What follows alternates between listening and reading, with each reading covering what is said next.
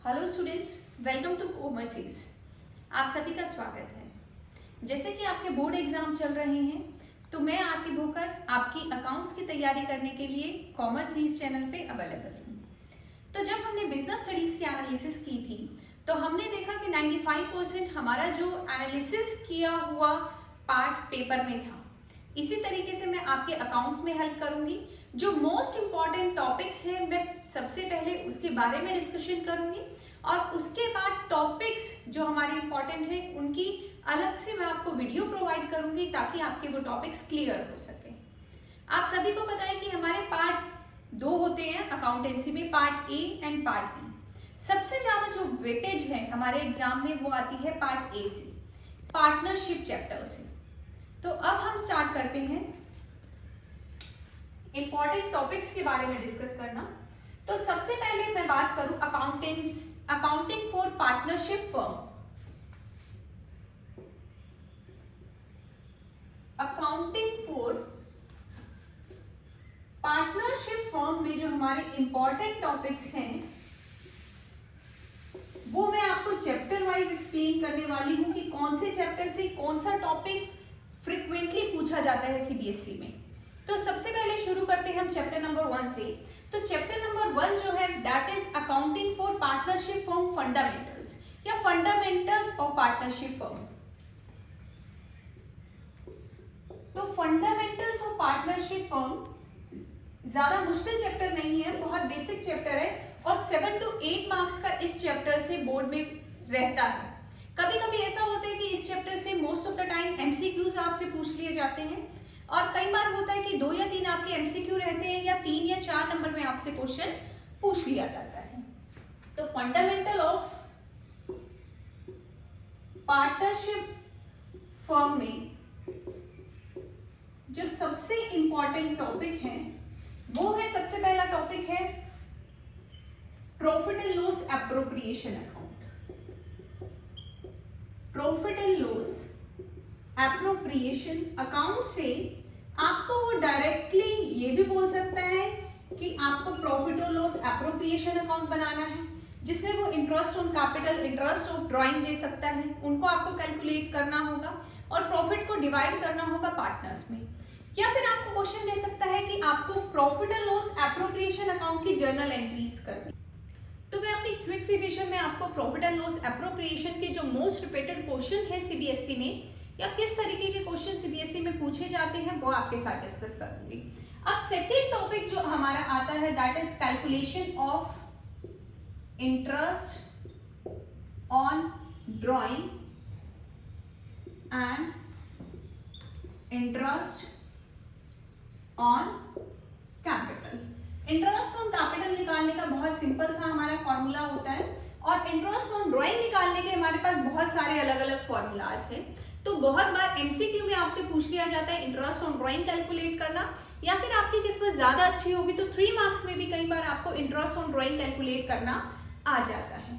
जो third important topic इस chapter से है दैट इज पास्ट एडजस्टमेंट्स, जो मोस्ट ऑफ द टाइम आपको पेपर में एक क्वेश्चन मिलेगा ही मिलेगा। तो अभी आप बोलोगे कि मैम हर एक क्वेश्चन को बोल रही है कि मोस्ट ऑफ द टाइम ये भी मिलता है, ये भी मिलता है। तो इसका रीजन है कि जो आपका फर्स्ट चैप्टर से अगर 3 या 4 नंबर का आता है तो आपको उसमें ऑप्शन मिलता है। फॉर एग्जांपल कि आपको पास्ट एडजस्टमेंट का क्वेश्चन करना है तो आप ये कर सकते हैं, या फिर इंटरेस्ट ऑन ड्राइंग का क्वेश्चन आपको करना है तो आप ये कर सकते हैं। आपको इसमें चॉइस मिलती है 3 या 4 मार्क्स में। नेक्स्ट आपका जो यहां से है that is guarantee of minimum profit to a partner. Means deficiency के जो हम क्वेश्चन करते हैं जो बहुत सिंपल टॉपिक है वहां से भी कई बार क्वेश्चन पूछ लिया जाता है। तो फर्स्ट चैप्टर में से हमें चारों जो हमारे मोस्ट इंपॉर्टेंट टॉपिक्स है that is profit and loss appropriation account बनाना और इसकी जर्नल एंट्री करना। सेकेंड है इंटरेस्ट ऑन ड्राइंग कैलकुलेट करना और इंटरेस्ट ऑन कैपिटल कैलकुलेट करना। थर्ड हम पास्ट एडजस्टमेंट्स के क्वेश्चन को करेंगे जो 3 या 4 नंबर में रिपीट होते हैं, या फिर guarantee of minimum profit to the partner के हम क्वेश्चन करेंगे। यहां से भी कई बार क्वेश्चन पूछ लिया जाता है। तो फर्स्ट चैप्टर में बेसिकली हम ज्यादा कुछ छोड़ने वाले नहीं हैं, क्योंकि यहाँ से 7 या 8 नंबर में हर एक जगह से क्वेश्चन पूछ लिया जाता है। बाय चांस प्रॉफिट और लॉस से आपसे एमसीक्यू पूछ ले, इंटरेस्ट ऑन ड्राइंग को भी एमसीक्यू में इंक्लूड कर दे, और पास्ट एडजस्टमेंट और गारंटी से आपको चॉइस दे दे कि इन दोनों में से एक क्वेश्चन आप अटेम्प्ट कर लो। तो फर्स्ट चैप्टर में चारों चीजों को हम करने वाले हैं। अब मैं सेकेंड चैप्टर की आप बात करती हूँ, that is change in profit sharing ratio among partners. जो हमारा सेकेंड चैप्टर है वहां से हमारे जो 3 मेथड्स हैं गुडविल कैलकुलेट करने के, उनको बहुत जरूरी है करना, क्योंकि वहां से 99% आपका क्वेश्चन रहेगा। और 99% क्वेश्चन जरूरी नहीं है कि आपको डायरेक्टली वो गुडविल कैलकुलेट करना दे दे किसी मेथड से। अगर नहीं देगा तो आपका जो रिवैल्यूएशन वाला बड़ा क्वेश्चन होता है उसमें आपको गुडविल कैलकुलेट करना आ जाएगा किसी भी मेथड से। तो ये तो आपको आना ही आना चाहिए, क्योंकि ये आपका 100% पेपर में रहने वाला है। और रहेगा कैसे, इसके जो 3 या 4 मार्क्स में आते हैं वो सारे क्वेश्चंस मैं आपके साथ रिपीट करूंगी, और जो रिवैल्यूएशन में क्वेश्चन किस तरीके का आ सकता है वो मैं आपके साथ क्वेश्चंस डिस्कस करूंगी। तो चैप्टर सेकेंड जो है हमारा, that is change in profit sharing ratio among partners. तो इस चैप्टर में से जो हम चीजें करने वाले हैं वो सबसे पहले हम करेंगे गुडविल कैलकुलेट करने के मेथड्स, कैलकुलेशन ऑफ गुडविल। तो जो कैलकुलेशन ऑफ गुडविल है, जो हम 3 मेथड करने वाले हैं, वहां से आपके पास 100% क्वेश्चन रहेगा, और वो 100% आपका 3 मार्क्स में डायरेक्टली भी आ सकता है कि आप एवरेज प्रॉफिट मेथड से, सुपर प्रॉफिट मेथड से या कैपिटलाइजेशन मेथड से, किसी भी मेथड से आप गुडविल कैलकुलेट कर दो। या फिर जो आपका सेकेंड क्वेश्चन है वो आ सकता है किसी भी, जैसे हमारा एडमिशन ऑफ पार्टनर है या रिटायरमेंट ऑफ पार्टनर का जो हमारा 6 मार्क्स का क्वेश्चन आता है, उसमें वो कुछ ऐसा एलिमेंट डाल देगा जिसमें आपको गुडविल कैलकुलेट करने की जरूरत पड़ेगी। अब इस चैप्टर से सेकेंड जो चीज है that is journal entries for treatment of goodwill. यहां पे हमारा ट्रीटमेंट ऑफ गुडविल मींस जो हमारी जर्नल एंट्री होती है गुडविल की, वो मैं आपको सिखाऊंगी। वो 3 नंबर में, या फिर गुडविल की जब आप एंट्री करने वाले हो, एडमिशन ऑफ पार्टनर, रिटायरमेंट या 6 मार्क्स के क्वेश्चन में आपको इसकी जरूरत पड़ने वाली है। थर्ड जो चीज हम करने वाले हैं that is accounting treatment of reserve and accumulated profit. Most important, आपके पेपर में 100% क्वेश्चन रहने वाला है अकाउंटिंग ट्रीटमेंट फॉर, या तो वर्कमैन कंपनसेशन रिजर्व दे सकता है या इन्वेस्टमेंट फ्लक्चुएशन फंड दे सकता है। इन 2 टॉपिक से 100% आपका क्वेश्चन रहेगा कि आपको वर्कमैन कंपनसेशन फंड गिवन होगा, उसकी क्या जर्नल एंट्री होगी, या फिर आपकी इन्वेस्टमेंट फ्लक्चुएशन फंड की क्या एंट्री होने वाली है। तो यहां से आपका क्वेश्चन आप लिख लीजिए 4 नंबर में, 3 नंबर में, और अगर उन्होंने 4 3 में नहीं दिया तो 1 नंबर में तो आपका एमसीक्यू वो देगा ही देगा, पर क्वेश्चन आपका यहां से 100% रहने वाला है। तो अकाउंटिंग ट्रीटमेंट ऑफ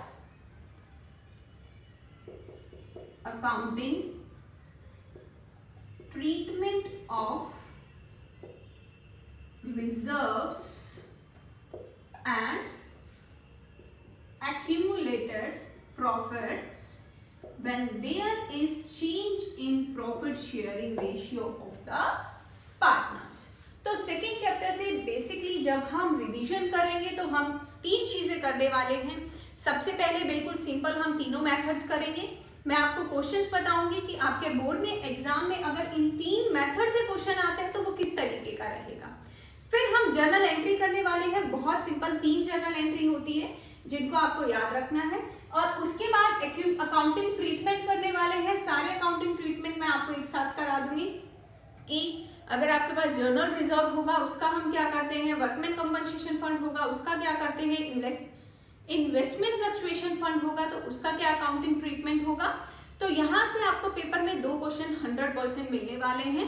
MCQ में भी और 3 या 4 मार्क्स में भी। अब हम बात करने वाले हैं हमारे most important chapter number 3, that is admission of partner. Chapter number 3 admission of partner से आप सभी को पता है कि 6 मार्क्स का क्वेश्चन तो हमारा 100% आता है, और वो 6 मार्क के क्वेश्चन में आपको रिवैल्यूएशन अकाउंट बनाना होता है और कैपिटल अकाउंट बनाना होता है। जनरली बैलेंस शीट हमें बनाने को बोलता नहीं है, बट बोल देगा तो पता नहीं, ठीक है। तो हम थर्ड चैप्टर के बारे में बात करते हैं, चैप्टर 3 एडमिशन ऑफ पार्टनर। देखिए बेटा, अगर मैं सीधे शब्दों में बात करूं तो एडमिशन ऑफ पार्टनर से 2-3 तरीके के क्वेश्चन आते हैं, जहां पे 6 नंबर में आपसे डायरेक्टली पूछा जाता है कि आपको रिवैल्यूएशन अकाउंट बनाना है या कैपिटल अकाउंट बनाना है।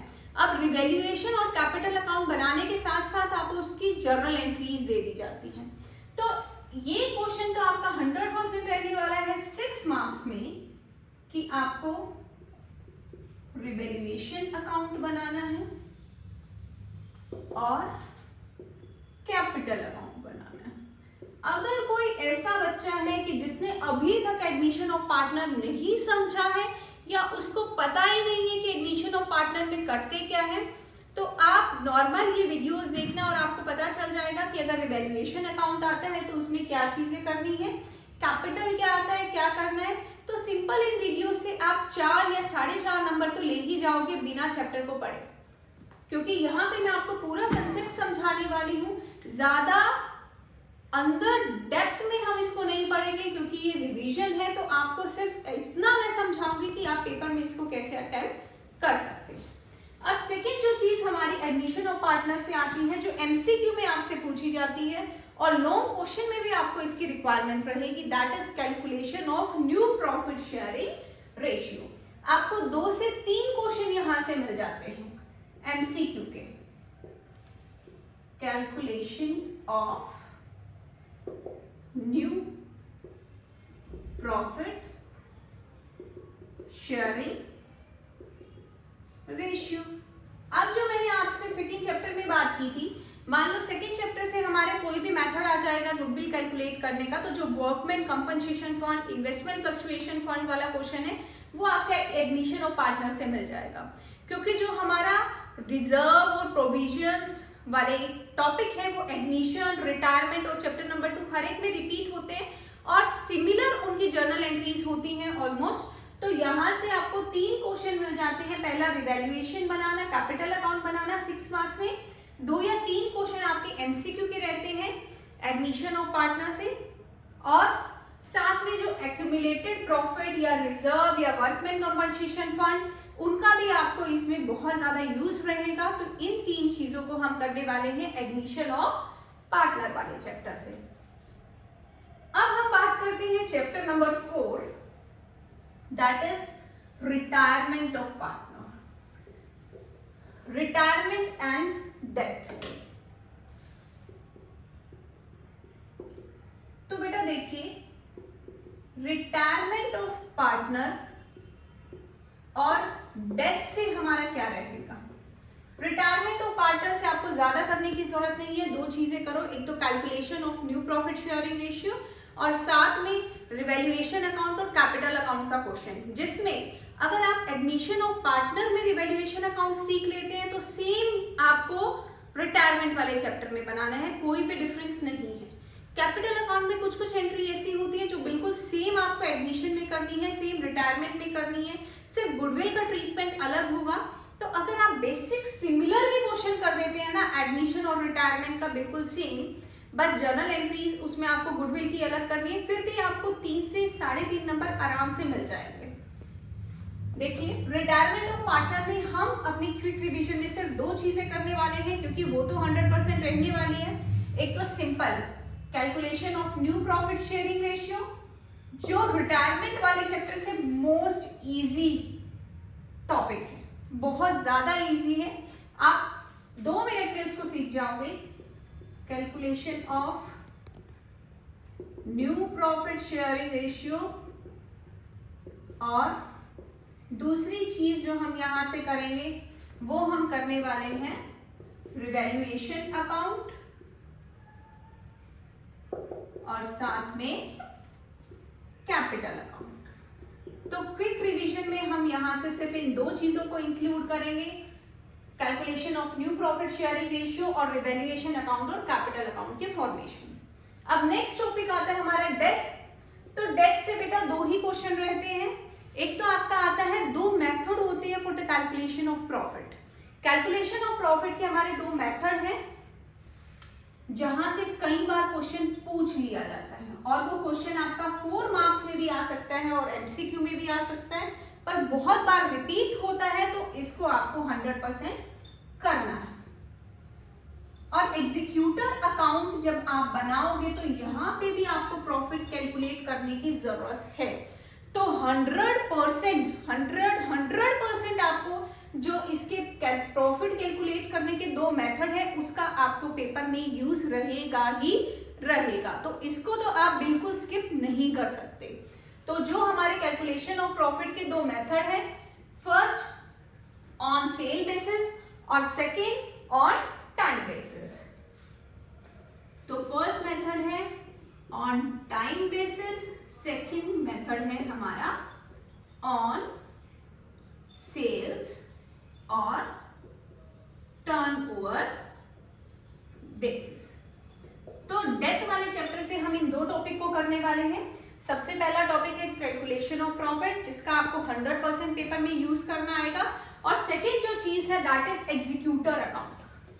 सेकेंड जो चीज है हमारी वो हम करने वाले हैं एग्जीक्यूटर्स अकाउंट।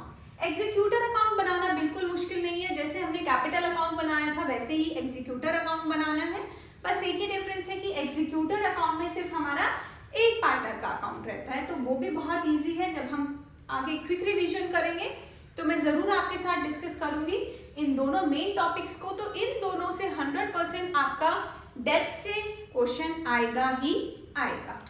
अब जो हमारा पार्टनरशिप फर्म की हम बात करते हैं हमारे लास्ट चैप्टर की, दैट इज डिसोल्यूशन। डिसोल्यूशन से आपका या तो 4 नंबर का क्वेश्चन आता है या फिर आपका 6 नंबर का क्वेश्चन आता है। एक क्वेश्चन आपका एमसीक्यू में हो सकता है। तो डिसोल्यूशन ऑफ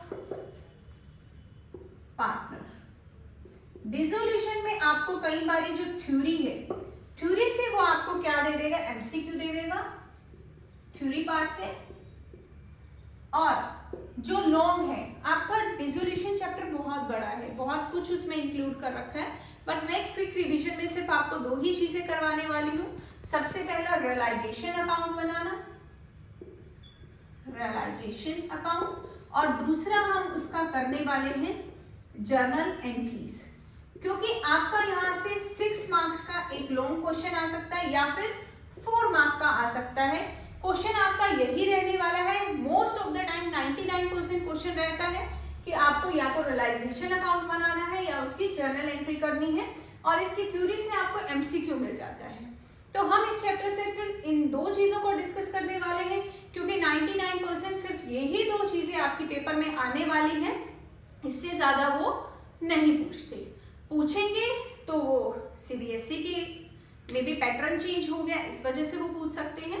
बट फिर भी आपका मोस्ट इंपॉर्टेंट जो टॉपिक है डिसोल्यूशन ऑफ पार्टनर से, वो एमसीक्यू थ्योरी में रहने वाला है। और रियलाइजेशन अकाउंट की जर्नल एंट्री हो सकती है या आपको जर्नल अकाउंट बनाना, रियलाइजेशन अकाउंट बनाना आ सकता है। तो जो हमारा पार्टनरशिप फर्म वाली बुक है, मैंने इसके 5 चैप्टर्स को आपके साथ डिस्कस किया कि हर चैप्टर से क्या इंपॉर्टेंट रहने वाला है, और जो मैंने आपके साथ इंपॉर्टेंट टॉपिक्स डिस्कस किए उन्हीं से हम क्विक रिवीजन करने वाले हैं चैप्टर्स की। 1 या 2 वीडियो में ही मैं आपका चैप्टर कंप्लीट करवा दूंगी, क्योंकि हम सिर्फ उन्हीं क्वेश्चंस को डिस्कस करने वाले हैं जो हर साल रिपीट होते हैं। सिर्फ उसी तरीके के क्वेश्चंस को डिस्कस करेंगे, और अगर आप इन क्विक रिविजन्स को फॉलो करते हैं तो डेफिनेटली आपको फायदा जरूर मिलने वाला है, क्योंकि हमारी बिजनेस स्टडीज के एनालिसिस के अकॉर्डिंग 95% हमारा पेपर जो हमने एनालिसिस, प्रेडिक्शन या एक्सपेक्टेंसी क्वेश्चंस टॉपिक्स है, हमारे एक्सपेक्टेड टॉपिक्स, वहीं से रहा। तो प्लीज़ वीडियो को ज़्यादा से ज़्यादा शेयर करें, सब्सक्राइब करें चैनल को और वीडियो को लाइक करें, ताकि मैं ज़्यादा से ज़्यादा बच्चों को इन चीज़ों के बारे में बता सकूं। Thank you and keep watching.